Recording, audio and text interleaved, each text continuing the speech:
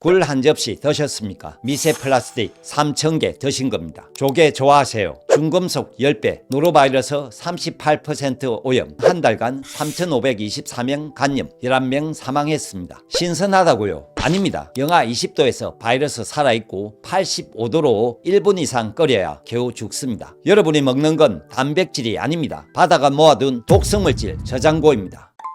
조개, 굴 같은 어패류는 단백질 풍부한 건강식이라고 믿는데 아닙니다. 충격적인 진실이 있습니다. 굴과 조개는 바닷물을 하루에 수십 리터씩 여과합니다. 문제는 지금 바다가 오염되어 있다는 겁니다. 그들이 걸러낸 건 영양분만이 아닙니다. 수원, 카드뮴, 납 같은 중금속이 내장 조직에 고스란히 쌓입니다. 특히 카드뮴은 굴 한 마리에 일반 생선의 10배 이상 검출되기도 합니다. 더 무서운 건 미세 플라스틱입니다. 조개 한 접시엔 미세 플라스틱 입자가 수백, 수천 개씩 들어있을 수 있습니다. 이 플라스틱에 붙은 화학물질이 우리 몸에 그대로 들어옵니다. 거기다 폐류 독소, 독성 플라크톤을 먹고 자란 조개는 마비성 독까지 품고 있을 수 있습니다. 즉 어패류는 바다의 독성물질을 그대로 담은 음식입니다. 당신이 먹는 건 영양 성분뿐만 아니라 수원, 카드뮴, 플라스틱 조각들입니다. 하지만 진짜 문제는 지금부터입니다. 어패류를 먹은 후 당신 몸에선 이런 일이 벌어집니다. 신선도가 떨어진 어패류에서 나는 그 비린내 트리메틸아민이 장벽을 자극하고 염증을 유발합니다. 그런데 더 무서운 게 있습니다. 2024년 미국 FDA가 한국산 생굴을 긴급 리콜했습니다. 이유는 노로바이러스. 미국 여러 주에서 생굴 먹은 수십 명이 쓰러졌고 일본에서는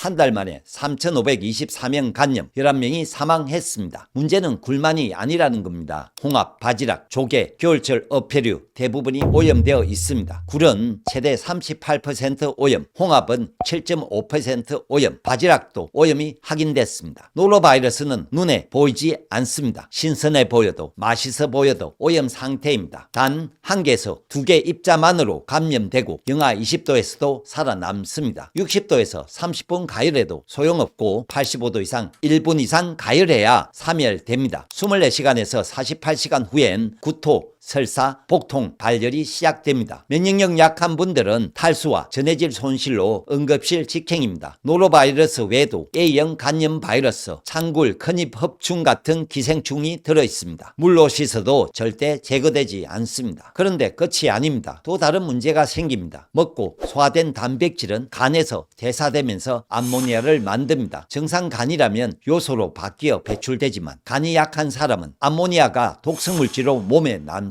더 큰 문제가 있습니다. 굴, 대하 같은 어패류는 퓨린 함량이 매우 높습니다. 이게 체내에선 요산으로 바뀌면서 통풍, 신장결석 위험을 키웁니다. 거기다 중금속과 미세 플라스틱까지 해독하려니 간과 신장은 계속 가부화 상태입니다. 그 결과 과도한 활성산소 발생, 세포 수준의 손상이 누적됩니다. 가장 위험한 건 이겁니다. 조개, 굴은 먹자마자 문제를 만들지 않습니다. 그래서 더 위험합니다. 설탕처럼 혈당이 바로 튀지 않고 당장 간 수치가 올라가지 않습니다. 노로바이러스처럼 적극적인 신호도 없고 대신 조용히 반복적으로 누적되어 문제를 만든다는 점입니다. 이렇게 누적되면 결국 심각한 장기 손상을 일으킬 수 있습니다. 굴, 조개, 홍합 등을 먹고 다음날 갑자기 배탈이 나거나 심하게 설사를 하는 경우 그건 단순 배탈 수준이 아닐 수 있습니다. 심지어 면역력이 약한 사람들에게는 더 위험할 수도 있습니다. 어패류는 3중 독성 구조입니다. 1단계 바다에서 이미 중금속, 미세 플라스틱, 바이러스를 축적하고 2단계 섭취 시 노로바이러스, A형 간염, 기생충으로 공격하고 3단계 체내에서 암모니아, 요산, 활성산소로 장기를 손상시킵니다. 당신이 먹는 건 영양이 아닙니다. 바다가 모아둔 독성물질 저장고입니다. 아직도 건강식이라고 드시겠습니까?